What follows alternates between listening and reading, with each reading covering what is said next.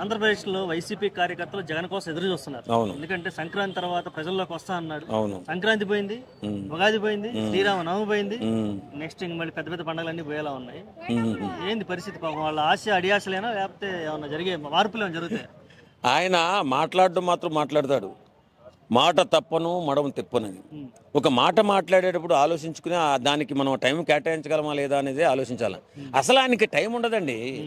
పరిపాలన ఇచ్చినప్పుడు ఇంట్లో కూర్చుని ఇంట్లో పడుకుని ప్యాలెస్లో పడుకుని బటన్ నొక్కేవాడు.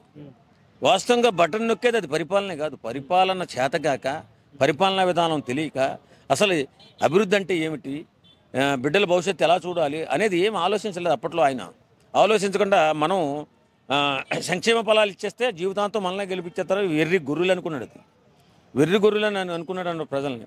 కాబట్టే ఆ రోజు పరిపాలన అలా సాగించాడు. ఈరోజు 11 పడిపోయాడు.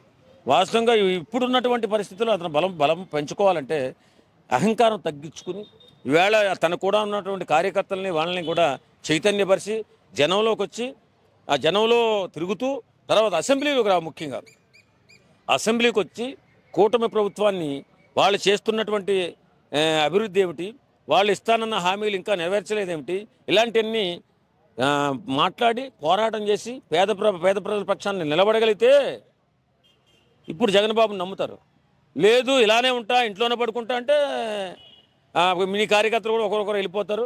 నీ పార్టీ కూడా నిజంగా వాస్తవంగా ఉండదు. ఎందుకంటే ఆయనకి చేయాలని లేదు. చేయాలని ఉన్నప్పుడు ఒకరు పోతున్నప్పుడు ఈ సందర్భంలో గట్టిగా నిలబడి కాపాడుకోవాల్సిన పరిస్థితి ఉంది. ఇప్పటికీ కూడా పవన్ కళ్యాణ్ని విమర్శిస్తున్నాడు. ఏదో సందర్భంలో బయటకు వచ్చినప్పుడు పవన్ కళ్యాణ్ని విమర్శిస్తున్నాడు. ఎందుకు? మరీ నాశనం అయిపోవడానికి. పవన్ కళ్యాణ్ వాస్తవంగా ఆయన సొంత డబ్బులతో రాజకీయం చేస్తున్నటువంటి గొప్ప మనిషి. ఆ గొప్ప మనిషిని విమర్శించినందువల్ల నువ్వు ఇంకా దిగజారిపోతావే తప్ప ప్రజల్లో నీకు మంచి పేరు రాదు.